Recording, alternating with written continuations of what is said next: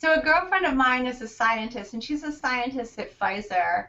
And I posted a really interesting article that I thought was interesting that was written up in the New York Times last week about antibiotics and the relationship between antibiotics and obesity. And so antibiotics they have they're a double-edged sword for us because when we need them, we need them.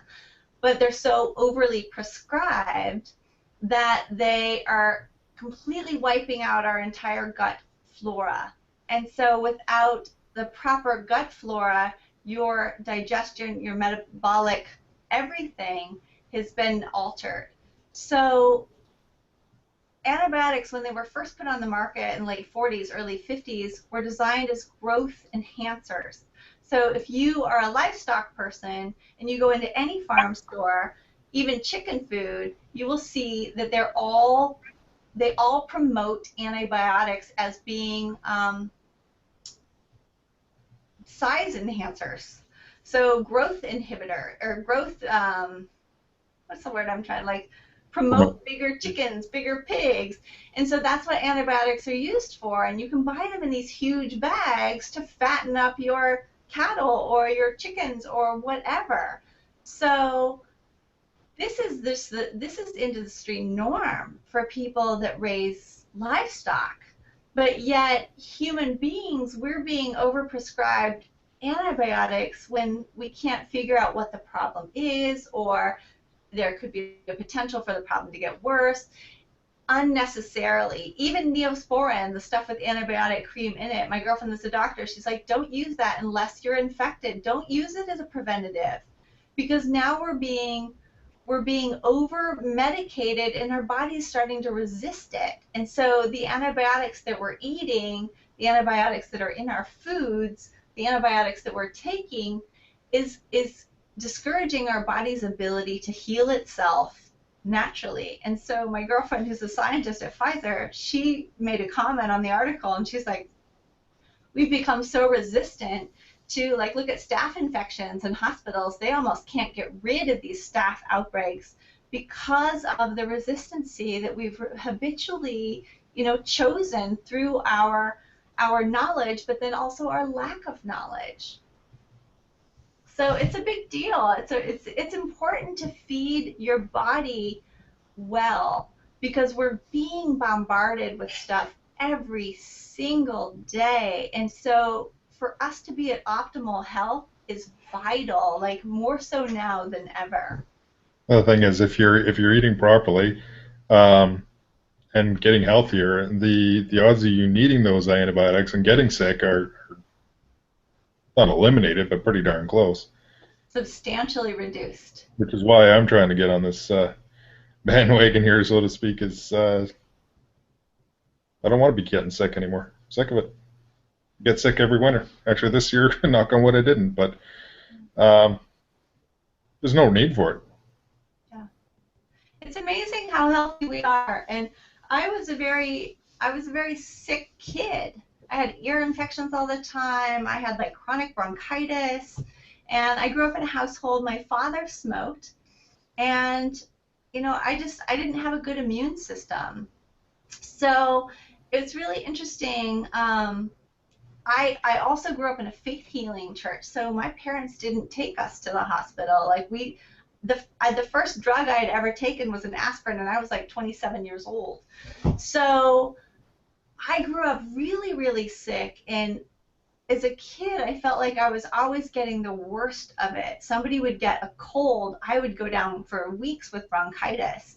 And so now as an adult, it's been so interesting that I don't even remember being sick, and I may have been sick in this last, with the exception of travel. Like I go down like a dirty suit, I get malaria, I get all sorts of crazy stuff when we travel. But just being in the United States to these bugs and all of the stuff that I'm exposed to, I might get sick every 10 years. I don't have kids, so I don't have that constant, influx of germs in schools and all of that. I'm just not in institutional settings. But my husband and I are almost never sick. Yeah, and I think that just comes down to diet. Yeah. I mean, I know people that they're probably sick 7 or 8 times a year. So, but the interesting article, the one about the link between antibiotics and obesity, the direct link that they were making, and it's a pretty compelling argument, is that antibiotics are destroying our gut flora, so we're unable to digest and absorb nutrients efficiently and effectively. So we're fed, but we're malnourished. And so I know when I was in Africa, I was on antibiotics, 4 different antibiotics over the course of 15 months. Like we woke up to these hives and our glands were all swollen. I had a tooth infection, like you name it, it happened. And so over the course of those 15 months, I was on antibiotics more than I'd ever been in my entire life up to that point. And it's probably taken 3 years for me to feel like digestion is back to normal. Wow. Yeah, it's crazy. I mean, like I had these weird things on my skin, and my dermatologist said there's no cure for it. Like, we don't know what it is. And, That'll I've freak always you. had clear skin, but I came back and I'm like, I knew that I had like worms festering in my intestinal tract. Like, I just figured I like had all of these crazy tropical diseases, but it was almost worse because there was nothing to pinpoint. They didn't really know what was wrong. And it was all gastrointestinal stuff. That article you were talking about, would you be able to post a link to it or something? That sounds Yes, really I will. I'll put it on Google Plus. great. Thanks. Yeah, it's a really good one, and it went through the nutrition and food world by storm. I use Facebook, and I use Facebook strictly. I mean, my friends are on there, but I use it as a social media. So any writer, any food group, any advocacy group, anything I have liked or friended. So it's my news feed, and it's the kind of news that I'm interested in. So that particular article went through the food community like wildfire. It was kind of the first time. All the pieces have been known for a long time, but it was the first time somebody had actually made a compelling argument linking them all together. And got away with publishing it. Yeah, and she did put some interesting statistics in there, and she said that babies that are delivered by cesarean are 50% more likely to be obese as adults. And the reason being, as we develop a lot of our flora in the birth canal as we're being born. We Oh, get really? that from our mother, and once we kill that, we can never get that particular strain that's unique to us back. So there's some crazy statistics, and there's some crazy stuff, and like we know little bits, but we know so little. Yeah, I would have never. That one caught me right off guard. I didn't know anything about that. Hmm. So, I mean, diet to me, I mean, food to me was wellness. It was my, like Chris and I were talking earlier, it was my connection from being a sick, hurting human being, Mhm. struggling, and it allowed me to become whole and connected. And so it was hugely an important transformation for me to make. But the relationship between health and what we eat is just as huge for every single one of us, and people are starting to make that connection, but a lot of people still have not. Yeah, it's education. Mm. And what And does that do? the governing bodies that we have, like the USDA, is nothing but a lobby for big ag and big chemical. So when Yep. they're putting out food plates and pyramids and whatever, these guidelines are dictated by lobby. So originally, sugar is a perfect example. Originally, um, the nutritionalists and scientists that got together and determined how much sugar is kind of ideal or how much sugar is too much. And then they like, okay, this is what you should eat, no more. And so when they did that, the sugar lobby is like, no, no, no, no, no, no, no. We have studies that show like sugar is great for you. And so So that lobby dictates the amount of sugar went up 5 times what was recommended by dietitians, nutritionalists, and the like. The So milk industry is another one. scientists that got together Big, and big one for that. how much sugar is kind of ideal or how much sugar is too much. And then see, they somebody's got okay, there. Somebody's got me going in the background.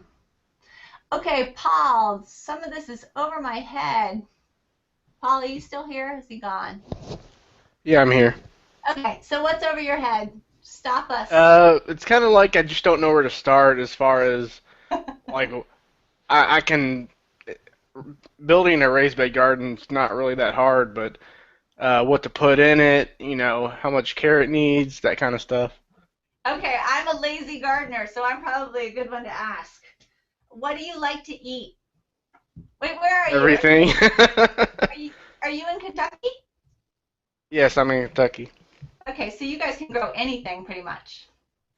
Yeah, once it warms up, yeah. Okay. So I always tell people like start with stuff that they like. And for me, I'm kind of sometimes I get really frugal. I don't know why, because other times I completely disregard it. But um I go with the stuff that's the most expensive in the stores. So like I grow tons of peppers, tomatoes, shallots, stuff like that that I use a lot that's just pricey that I don't want to pay $4 or $5 a pound for.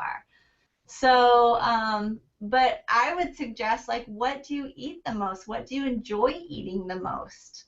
And Uh, I like a yeah. lot of peppers, green peppers, red peppers, jalapenos, Hmm. uh,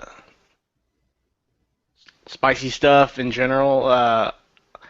I'm not really big on like cabbage, but I just kind of want to experiment a little bit. I just don't know what all I can put inside this. I know they say start small, and that'll like increase your chance of success, just because you won't get as frustrated when you put all this time into it and then something happens. Right. But Just start with a container garden if you want, like basically pots on your deck or something. That's what I started with years ago. Was just got some tomato plants, threw them in just big planters outside, and they grew really well. You could do the same thing with peppers. you If you water have them a every big, day, or as they need. They'll tell you if they need water or if they've got too much. If you see them wilting and the leaves are kind of hanging down, um, right? Yeah. I forget which way it goes. I think if they're hanging down like that and wilting, they've got too much water. If they're curling up a little bit, they haven't got enough. Um, Yeah, I'm never sure if you want a deep root base or not. Sometimes they say that you're supposed to really water something so the roots stay toward the surface, and then on other different things they say you just water them a little bit, but every day. Paul, I feel your pain because gardeners are the most pedantic bunch of human beings on this planet. Um, Yeah, I read gardening books and I'm so overwhelmed, and I've been a gardener most of my life.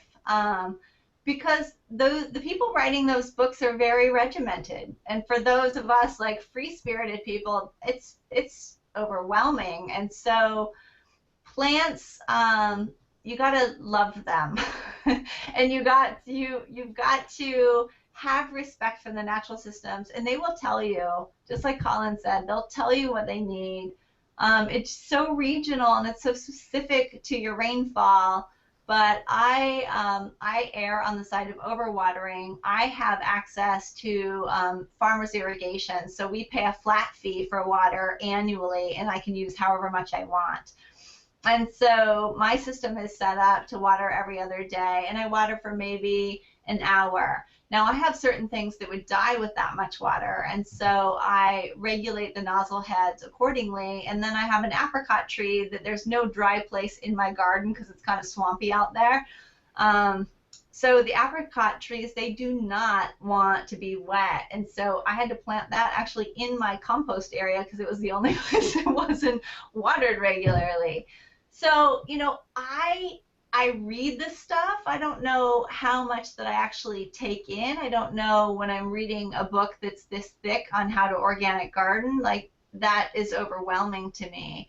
But if I start doing it and I see that there's a problem, I can use that book as a reference and go, oh, and then that's how I learn, because then, it makes sense. It's applicable. So for instance, I've been struggling with Final Cut Pro for 3 months now, and I was making videos and editing them, and what should have taken me an hour and a half was taking me 2.5 days to edit, because I was so inefficient at it. Like, I just didn't know how to do stuff. I didn't know any shortcuts. I didn't know what the program was capable of. So I watched all these tutorials online, and they went complete. I didn't take any of it in. I was just like, oh, there's so much to learn. This is so hard. But That's once what I I'm started, afraid of, is getting frustrated because you want the most efficient way, but there's yeah, 45 people on the internet telling you 45 different ways of doing it. So I didn't want to get burned out on that. Plus, I've got a lot of other things that I'm learning, like framing, like a small house and stuff like that. So I've got a lot of balls in the air. just Yep. do it. Just put some plants in the ground and give them water. Try every 3 days. Okay. And water them in the morning, because if you water plants at night, it attracts a lot of the insects because they want to come drink. And so then they have all night and it's moist and they go into the ground and then they create a home there. So try watering in the morning. If you water And during the day, it just evaporates. yeah, and Yeah. so just do it. You'll learn so much. And then when you do go to reference a problem that you're having, you'll go, oh, I know what that is. Like, now You it got, makes sense. I know what's you got causing nothing it. to lose by trying. But yeah, if you're worried about it being too much, start with some small stuff. If you enjoy the peppers, they love the heat. Um, like I said, if you have a little plot you can plant, go for it. If not, do some container gardening. Each You won't fail. And And just watch them. The plants will tell you what they need. If they're falling over and they're drooping over, um, they need water. Other yeah. than that, get them in the sun. The peppers, they love direct sun. So do tomatoes. Hmm. Start with something that you know you're gonna sit there and you're just gonna inhale. You can if you want to do carrots, they're really easy to do in a container as well. Hmm. Yeah, then I just gotta figure out what kind of things I want to put them in. Normally, I can eat carrots with like salsa or something like that, but uh, yeah, it's just like a lot to kind of take in all at once, I guess. It is. Yeah, start little and plant the stuff you really love. I really want to do a herb garden with like rosemary and cilantro and some basil That's a because good those are pretty place to start. versatile herbs. They They're pretty hard are. to kill too. And especially cilantro and oregano with peppers and tomatoes, like that, you can basically cook any cuisine of Mexico with those combos. So, worst case scenario, you take all those peppers and some tomatoes and put them under the broiler for 20 minutes and you throw them in a blender. And you make the most epic salsa you've ever had. A little oregano, a little cilantro. You're loving it. I could have that with the carrots. There you go. Okay, so just paying attention asked about chickens and keeping your hands clean. I love this question. So salmonella is a problem in factory farming, and it's not a problem in clean home chicken environments. So I don't really worry about salmonella. I don't process my chickens, and I don't eat them. Like, I've been told and I've read that salmonella is just part of the chicken. But there's a lot of studies that look at the link between overcrowding, dirty pens, and outbreaks of salmonella. And so it's very rare to have salmonella even be a problem in small yard settings, especially when the chickens have access to free range. So I clean out my coop. They're due now. It's wintertime. It's been cold, so I neglected a little bit in the winter. It's probably been 2.5 months in the winter, and I try to do it every month and a half, 2 months. It just depends on how many birds I have and if they're in or outside, because those numbers fluctuate. But to just keep bedding in there and give them access to green spaces, and basically, their diet is their immune system, just like ours. So they have access to grubs, their natural diet, leaves, things like that. They're going to be able to ward off salmonella that factory birds are not able to. So I've really not had it be a problem. My girlfriend, she and her husband are both doctors, and they have chickens and they have bees, and she and I often talk about how we are too clean of an environment. We're too clean of a culture. So babies that learn to crawl, they have stronger immune systems than babies that haven't been exposed to crawling or just go, straight to kind of walking or held for the first year of their life because they're not in such close contact with the ground in our natural world. So all of the creams, the antibacterial stuff, like they've been proven to be ineffective, but they've also created this kind of neuroses of daily showers and just an over hygienic society that is detrimental to our well-being. And why, like when I go on vacation, I fold like a cheap suit. I get everything because we travel in the third world and we live in a very clean, sterile environment. So it is really interesting, and there's a lot of studies that look at our immune function and how dirty or how clean our environment are, and they definitely err towards a dirtier one is healthier for the individual in the long run, which is Along with great. that, I have heard that like Purell, like hand sanitizer, can actually cause you to become like bacteria will become resistant to that kind of stuff. So Yeah, I've heard, I don't know if that was the CDC or where, but I read an article about yeah, that. yeah, So you see it everywhere now, like in grocery stores and restaurants and all kinds of different stores. yeah. I went out to dinner with my childhood friend. We were in London for a layover, and I hadn't seen him since high school. And so he was up at Oxford, and I was in London. So we met in the middle and had dinner. And my husband, as soon as we sat down at the table, he pulls out hand sanitizer. He's like, "Would you like some?" My husband just about died because he's almost like a feral human being. Like he's from the East Coast, but man, like he found his way out here, and he eschews anything that's like fussy or I mean, like he couldn't stop laughing at the hand sanitizer because we had never seen it before, and then a few years later, it's everywhere. So Yeah, I see it a lot just being in public health and emergency services is on the ambulances and fire trucks, on all of our medical bags and everything. I mean, it's just all over the place. it Yeah, is. It yeah, is. it's the same with me. I work in healthcare as well, and it's not an option of having it. It has to be in the offices. It has to be in a bag for the nurses to take with them, and it's Yeah. you walk in the hospital and there's about 5 stations there for you to do your hands on the way in and out, and Yeah. I feel bad. I have such dry skin. Like, I know people like believe that they're descendants of apes. I think I was descended from reptiles. Like, my skin is so dry that I can't use that stuff. If I put alcohol on it, it just cracks up. Like, I look at those doctors that have to do it when every time they come into a patient's room all day long. I'm like, oh man, I'd have nothing left. I'd have like bones.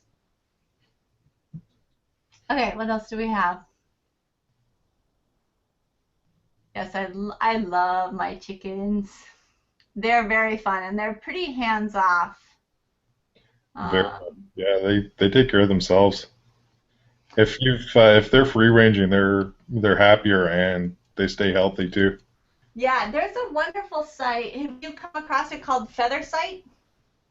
No, I haven't seen that one. So the Feather Site has all of the known breeds, their country of origin, egg size, how prolific they are at laying, egg color, characteristics, personality, whether they're tame, friendly, good foragers, heavy eaters. That's a really good one because it's so breed dependent. So you can get some that have been so domesticated that they don't really forage, and then you get others that don't want anything to do with your layer pellets. They'd rather go get grubs. So it's really breed dependent.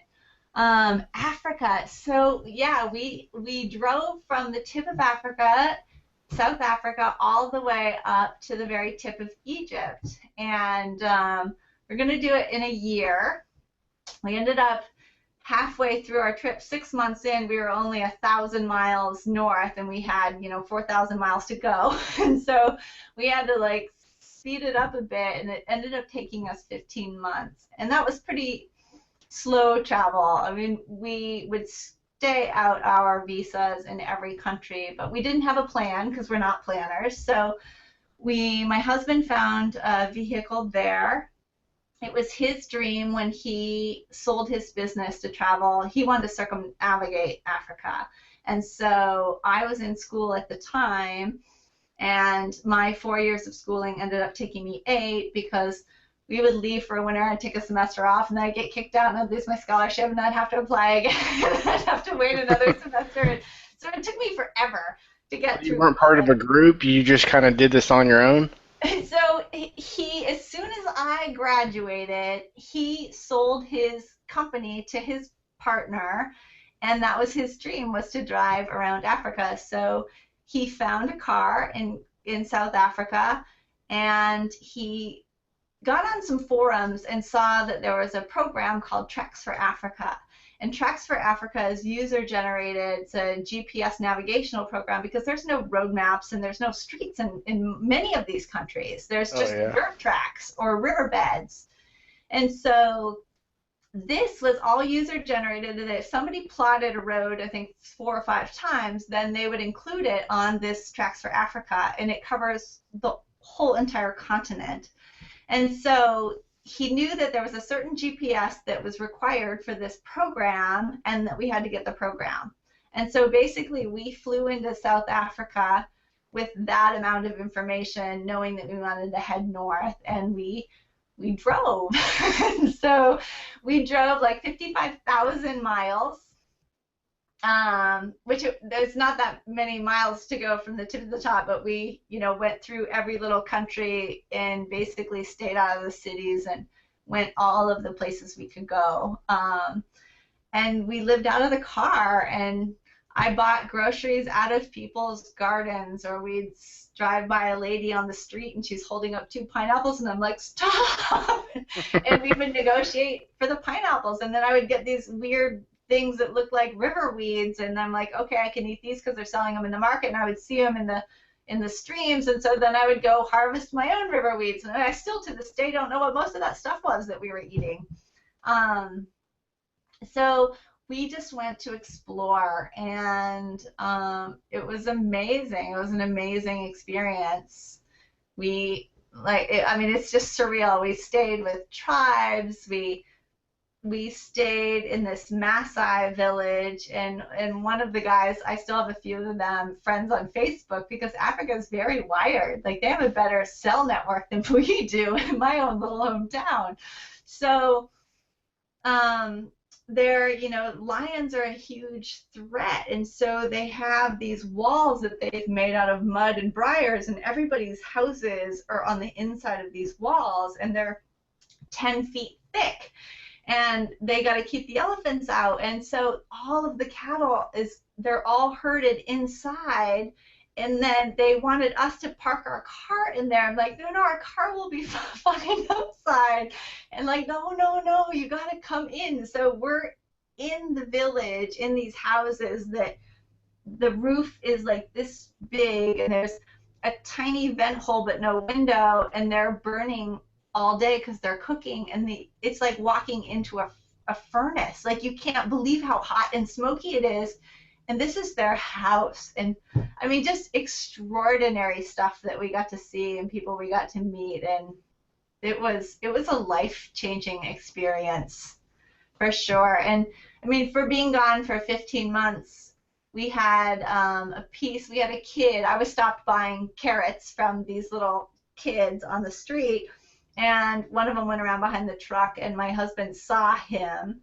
and usually the kids just want to be with you, and so he flipped on the backup camera, and the kid was taken off, and it was just like a 5-foot segment of garden hose that we had just tied on with twine. It was just how we got fresh water into our tank.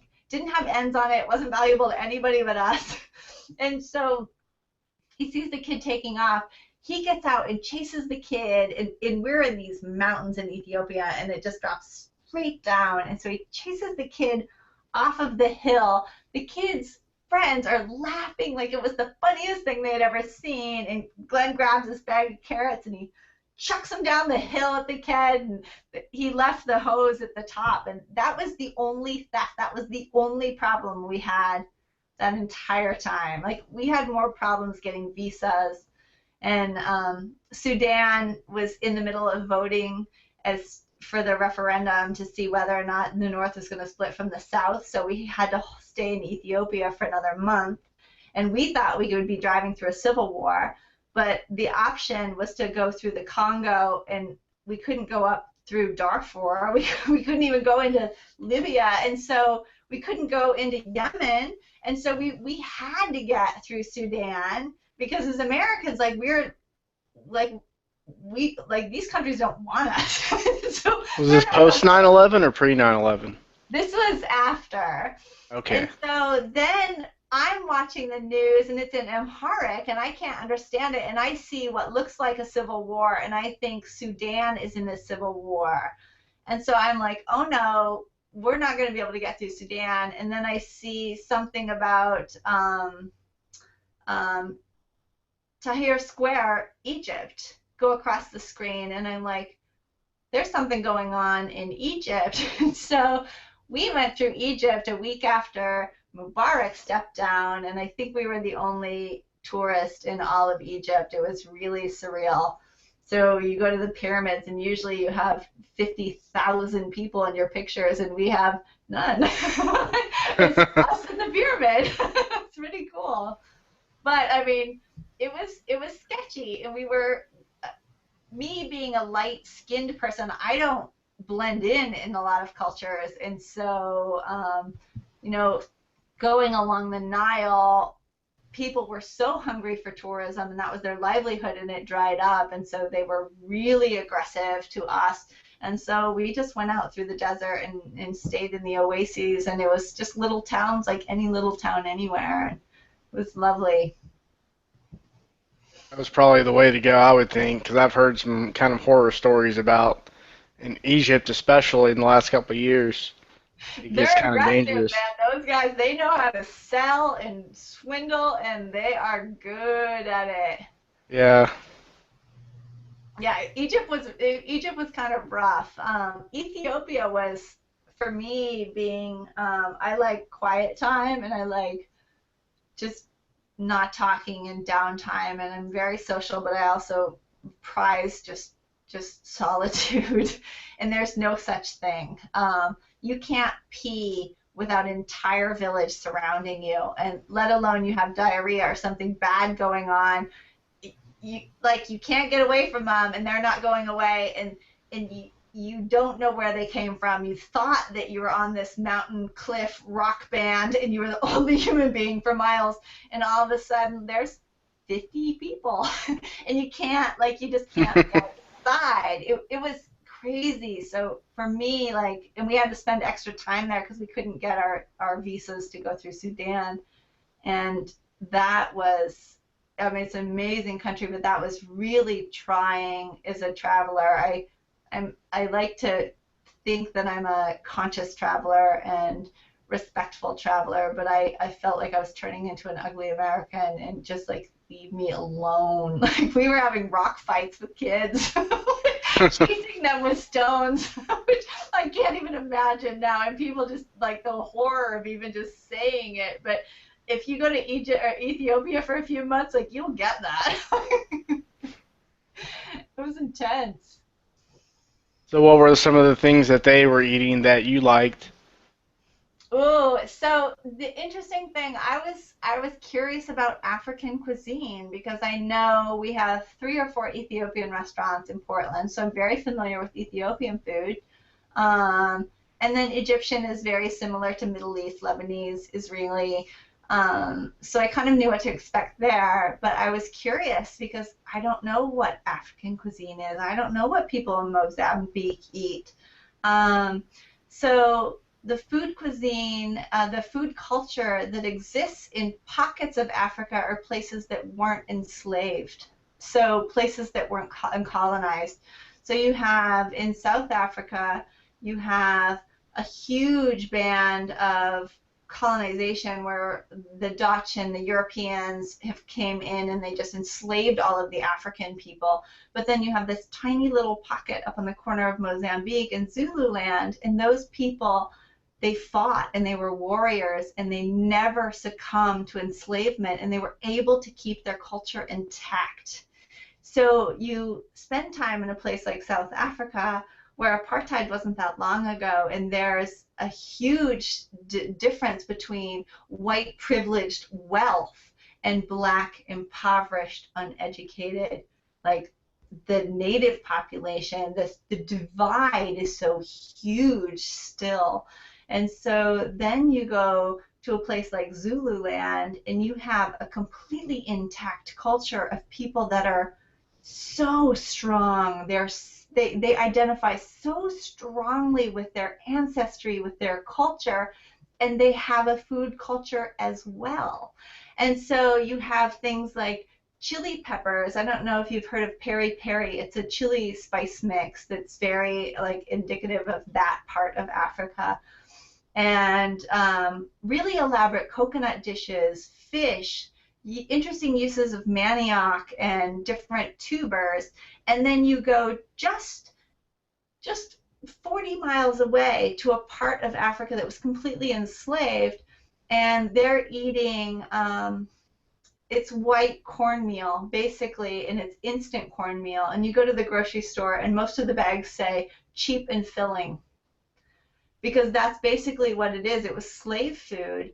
And so they have this cornmeal that's like thick polenta that's maybe 3 inches high, and it's the whole plate, and then a tiny bit of spicy relish and a tiny bit of greens. And so they eat a huge ball of this cornmeal, and they use the greens and the relish as just flavor. And so we saw that kind of concept of food just being cheap and filling all through the parts of Africa that had been slave traded. And it was extraordinary. And then places in Mozambique where the Portuguese settled, they were kind of spared under Portuguese rule a lot of the slave trade. And so that food culture is intact. But then you see things like baguettes and you see these Portuguese influences.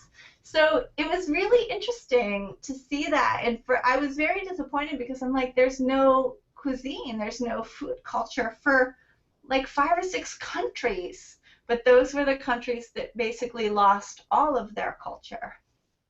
Yeah, they didn't know any recipes because they were given this mush or whatever to eat, like hardtack, like what they had during the Civil War. Yeah.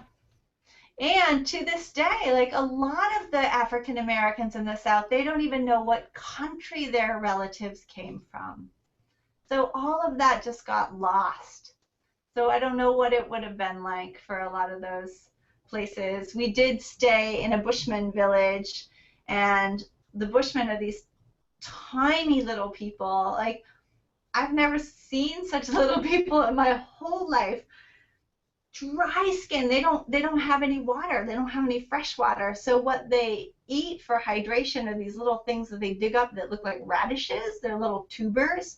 And in the winter they find them because there's a vine that remains. It doesn't die during the winter, so it stays above the ground. So they know to look for that vine. And an incredible wisdom that they have of how to survive and feed themselves in an environment that to any of us would say it's inhospitable. People can't live out here, and yet they've evolved to learn how.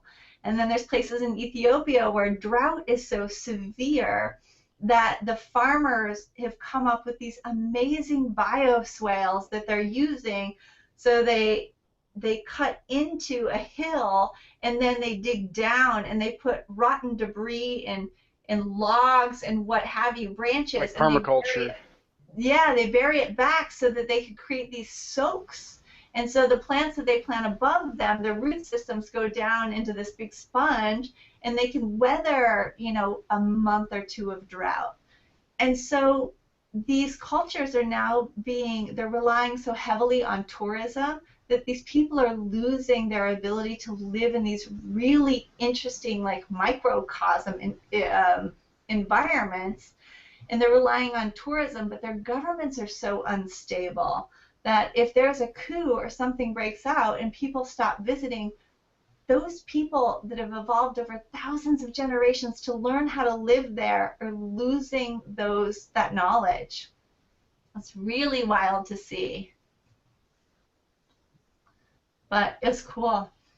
I mean, it's very cool to cross a border and you see these people that are black, black, black, and they're like 10 feet tall, and they have like these really pointy noses, and then you go to one other tribe, and they couldn't be more round and voluptuous, and like they look nothing alike, and there's a river that's dividing them.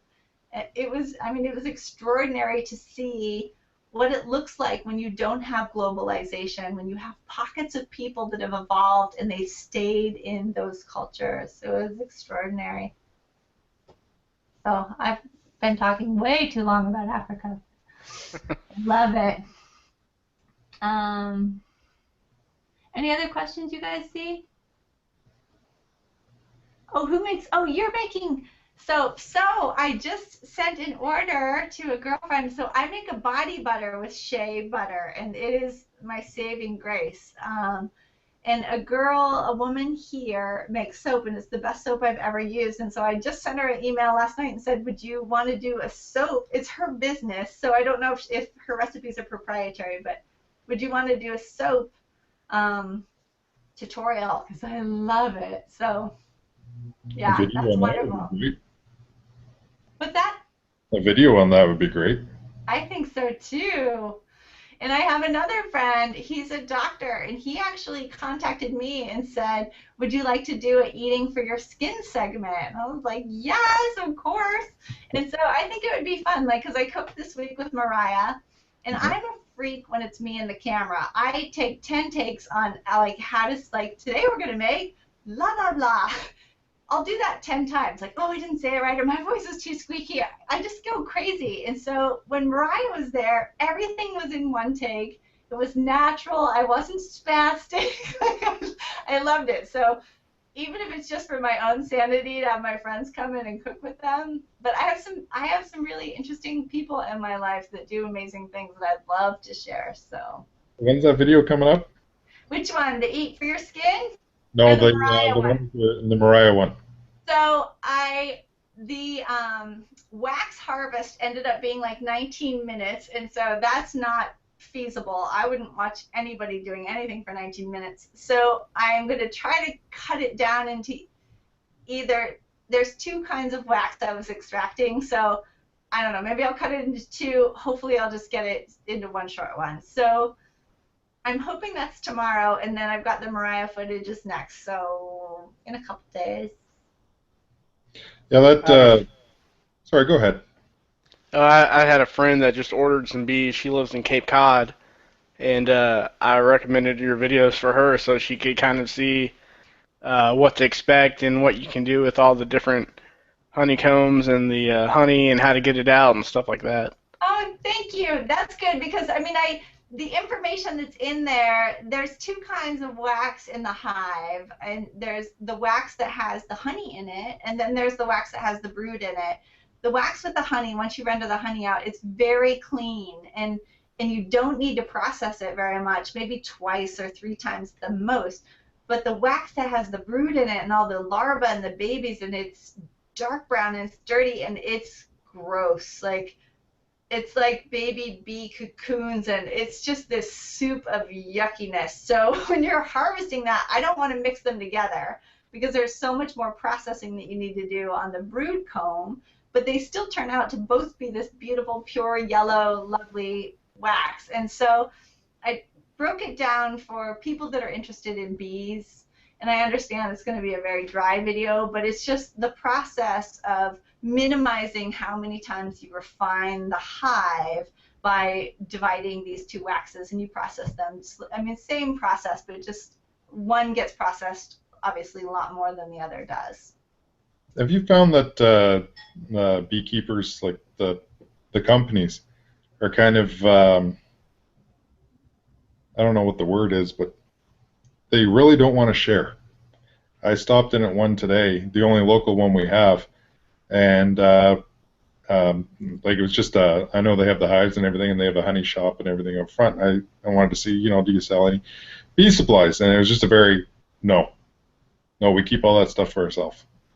Well, where can I get it? Well, they weren't really interested in providing any information. It was kind of a no, go away. Oh, Have interesting. you found that at all? Well, the person that I bought my beads from is a friend, and he has, I want to say, like 4,000, 6,000, 12,000 hives, like a whole bunch of hives. Oh, And he takes them up for the rapeweed harvest, I believe, in Montana, and then they go down to California for the almond, and so and then he puts them around. He started out here in the valley, but we use so many pesticides in this valley growing fruit that he was having really serious effects from the pesticides on his bees. So he moved them to Montana, and I got my bees from him, and he's amazing. Like the cheapest I can find uh, beeswax was, I want to say it was either $5 or $8 a pound, and I was looking at buying 100 pounds and making candles, and it was half that from him. And if I call him and say I need a queen, like he'll give me one of his queens. Like he's an amazing guy, but he's a friend, so I yeah. haven't found that. But I did meet a beekeeper in Connecticut where my husband's family's from, and he was very territorial. And if you didn't do it his way, you were stupid. One of those kinds of old guys. So I don't get along very well with people like that. Well, as I found out today, there's nobody in the area that you can buy this stuff from, which doesn't really bother me. I had planned on building my own anyways, but I know there's a lot of interest in the area with people wanting to get into the bees because of the problems we're having. So I figured, oh heck, boxes are easy to build. I'll just build them and sell them. But yeah, I'm gonna have to ship out, order in some bees or something. So there's a guy, the bee vlog, VLOG. He's on YouTube. He's one of my subscribers, and he's building swarm traps basically. And there's a Mexican guy in our town that is becoming notorious for being like this bee whisperer, and he's doing the same thing. And the guys, they're using this same technique. So they're building these little boxes, and I guess the dimensions are on the internet. And they bait them with lemongrass oil and something else. I don't know if it was beeswax. It was something that was kind of common sense. And they hang them up in trees, and the swarms are attracted by the scent of the oil, and they move in. And so once you get a swarm, the queen is with the swarm. So you just put them in your box, and you're good to go. So the guy, the bee vlog, he's building these traps, and he's going to put them out. And I know the guy in our town has had wild success with that. So that might be something to just look into too, because it's a lot cheaper to get a swarm. Packages, they're like $85 in our area. They're expensive. Didn't realize it was that much. Yeah. Yeah, I've got his site up here now on YouTube, so I'll take a look at that tonight. Yeah, it's good. Hi, Anthony. Thank you. He says, I recommend Fresh Pea and Cody's videos to everyone I know. They're both loaded with great knowledge. Oh, I love that. Thank you. Thank you. Colin, do you have a farm bureau near you? Don't even know what that is. Anthony Collins in Canada. They might call it something else. I'll Google it. I think it's an organization that it's kind of like the 4-H for farmers, but it's that kind of organization for bees. So they give you advice and stuff like that on how to do it. This is what I've heard from my friend in Cape Cod, Oh, and good. I think she did also come across some of the snooty attitudes about people not wanting to share a whole lot of information about it, and kind of, I guess it's some kind of secret. I don't know. And But I think it's regional. We live in an area that's very communal, and so I know we have some regions where people are. There's clubs that people have just started up, and so if you do a little searching, if you don't have one, you could start one. But That's pretty much what I'm going to be looking at doing, that kind of stuff, because yeah, you're running into so much. We were talking about it last week too, where there's nothing around. We're talking about the farmers markets and the stuff like that. Like, I can't find it, so I'm going to end up doing it. right. And if you're interested, there's others that are interested, but somebody needs to start the ball rolling. Yeah, once one person starts, it usually snowballs. Yeah. Yeah. I mean, when we Everyone. bought this house, it had chickens. And the thought, I've always lived in like suburbia, so the thought of having chickens had never even crossed my mind. Like, I didn't know anybody that had ever had chickens. Like, I thought those were strictly for living in a farm. And so when we looked at this house and it had chickens, I loved the property, but I was like, can we have the chickens? So I made the realtor write it into the contract that we got the chickens, and he didn't want to because anything like that in America, like if you give them any reason to like deny your offer, you got to go yeah, back to the. It's a big deal, and so my husband's like, no, no, no chickens. I'm like, I want these chickens. And so I got two turkeys and chickens. And then, of course, I went and I bought chukars and quails. And it was like a menagerie of stuff out here for a while because it had never crossed my mind. And that was 9 years ago. And now chickens are normal. Like, chickens are commonplace. But if you're not growing up around that or exposed to that, like, it's a novel concept. yeah, it's fairly common in Kentucky. People I know, at least, they live more towards the outskirts of the city. But Yeah. yeah, I know at least 4 or 5 people that have chickens. Yeah. They're fun. I love them. Yeah, and see, 3 years ago, just before I got my house back, long story there, I was interested in doing stuff like that, and I had to find out because I'm in town, um, whether or not they'd be allowed. So I phoned the town, find out what the bylaws were, and asked the guy, are they legal, or is there any problems with them? Is there any limits on what you can have? And the guy just who's supposed to know all the bylaws said, no, no, they're absolutely not. You can't have them in town. Um, so, anyways, a couple years went by, and I finally decided, you know what, screw it, I'm going to do it anyways.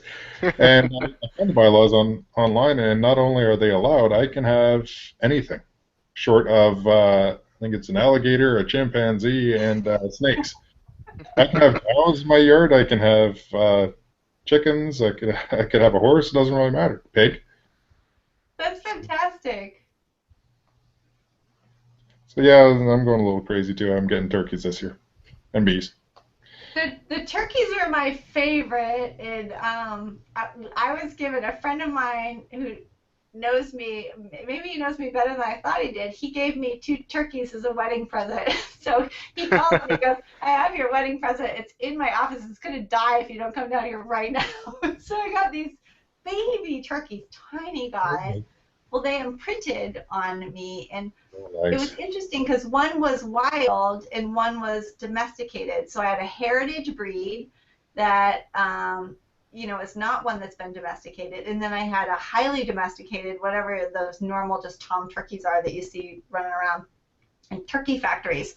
So I raised them the same, and the heritage bird was this slender, long, sleek thing. It flew up in the tree every night and roosted. It foraged. It perched on us. It landed on your head. If you went outside, it flew on you, and it was cute when it was little, but when it got to be huge, like it would just about knock you over.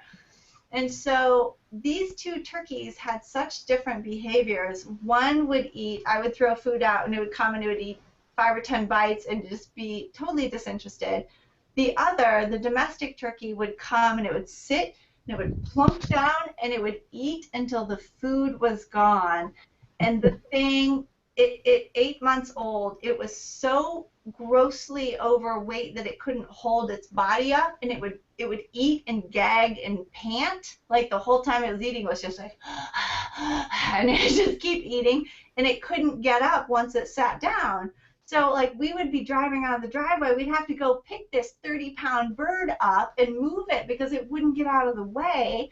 And it eventually got ran over by the garbage trailer, which is a Oh, terrible thing. But it was so interesting to see, like, this is what we've bred into animals, and this is what we've created, and they're so fat that they cannot mate, they cannot fly, and they cannot regulate their food. And then this other bird lived in the tree, but I was wildly attached to those turkeys. I loved them so much. One got eaten by a bobcat, and the other, or a cougar, and the other one got ran over by the garbage trailer. So I haven't gotten any more turkeys.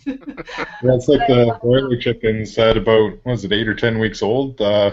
You got two choices: either slaughter them or they're dead because they can't stand up because they've grown so quickly and their hearts can't take it. A lot of them quite often just keel over Yeah. because they've been bred for size. And then if you hear the stories about how they actually get the chicks, because they have to have those that are bred to grow really fast and their heart can't support it, they starve them to keep them so they can keep them alive and lay eggs. It's pretty nasty. It's really gnarly. And turkeys, I think, chickens and turkeys, just birds in general, and the factory farms, like they get the worst of it. And our turkey, it was that one heritage bird was so smart and so affectionate and such a lovely animal that yeah, I love that bird. I mean, I was really impressed. I actually think turkeys are pretty smart, but a lot of people think they're dumb birds. But Yeah, I've heard that they're pretty stupid. And some people were saying that they put them with the chickens to keep them alive because they're determined to kill themselves. yeah, but then having the two, I see, like, I know exactly what they're talking about. I had that turkey, but I also had a different turkey. Yeah, yeah, One of them had instincts and the other one didn't. It sounds like Yeah, probably, yeah, exactly. we yeah. have about 25 of them on our family farm. It's about an hour south of where I live, and we were out there just I was scatting around because I was trying to get into hunting, and there's 25 of them just come right out in the middle of the field. They like the cow pies and the bugs and stuff, so Yeah. they came on out, and then we came out again. It was pretty cold. It was about 20 degrees out, so we didn't want to come out too long. We went at a different time, and we didn't see anything. So I guess they have like a pattern or something. They go and we saw 25 of them. I counted them, and I took a picture on my phone, and we didn't see them after that. But there's quite a lot. That's cool. I love seeing those wild turkeys. So my husband has kind of a cackly laugh, and we've been camping before, and he's laughed, and the turkeys call back. So maybe you just need him with you. All right, you guys, it's got to be super late for you, Colin. I'm going to head out of here. It was so nice chatting with you. Yeah, it was great. Yeah. Thanks Thanks for for doing being this. I here. really appreciate it. It's a good time. Thanks for all the tips and everything. You're welcome, and thank you for giving me feedback. It's so nice. So I love the idea of breaking things down and then just pointing out when I'm doing like a fundamental skill, or even just have a playlist for fundamental skills. I think that's an excellent idea. I can't wait to see that third installment of the bee videos, the wax. So Okay, good. I'm even like, if it's a small 19 minutes, that's fine with me. I'm happy with that. oh man, I'm like, this is gonna just kill people, but okay, good. Yeah, Well, throw up all 19 minutes. I don't think you'll have a problem. I'll enjoy it. 19 minutes isn't that bad. I mean, there's videos on stuff for like an hour, and I oh, get carried hey, away. I'm hey. sure Cody would have 19-minute ones up if he had a better network connection. You know, it's funny with him and I together, like it's constant chatter. Like there's no downtime. Yeah, that video of him in your kitchen was amazing. Oh, is that funny? That Yeah, that footage was like it was like 8 hours of footage. It was insane because I had two or three Yep. cameras going. And so I was trying to, when I started to edit it, I was trying to just make it a tutorial to teach people how to make pizza. and then I was just marking all the funny stuff, and I was putting it in a file, and then I opened that file, and it was like 15 minutes of just gut wrenching hilarity, and I'm like, oh, scrap the pizza, nobody cares about that. This is hilarious. I don't think he was prepared to do things by like weight and like just by like cups and like, okay, you just put some flour together and mix it up and eat it. And no, that Yeah, was definitely the 201 class. That was not. I think you need to get your That was husband not and take the crust out of the freezer and put some sauce on it. the funny part is that was a particularly poorly written recipe by a very kind of complicated professional chef. And so I don't know if you guys caught it in the video. There's one point where I write in my books, so anything I'll yeah. just scratch stuff out because I won't remember, like if I go to make that recipe a year later, what I did last time. So I make huge notes, and I scribbled out a whole part of the recipe and rewrote it down one column. And he was trying to read it through the scribbles and didn't even read my notes on the side. And so he and I made the exact same errors in making the dough. So that's how I was like, okay, that really is a poorly written recipe. We both did it. But then when he realized like that all the correct notes were on there the whole time, and he was just like too flustered to read them, it was pretty funny. Facial expressions were really good. He just look up like a deer in headlights. It was hilarious. Good. Well, I'm glad you enjoyed it. All right. Good night, you guys. Thank All you. right, have a Right. good night. Good Bye week. bye. Bye.